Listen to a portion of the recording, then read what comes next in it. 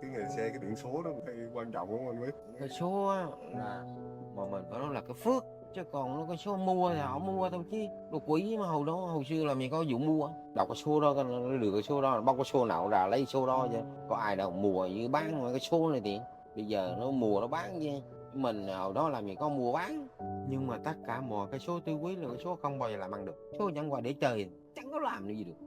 Thấy cái xe người ta hay quan trọng biển số lắm á. Biển số họ nói bây giờ nói vậy thôi, phong thủy người ta nói sao, cái thằng phong thủy nó nói mà nó đang coi làm ở nhà cho đây cho nó giàu, cái hướng này cho nó đẹp, con cái nó hoàn thiện, phong thủy cái này ra vô nó giàu hết à. Cái tàu lao quá tàu lao.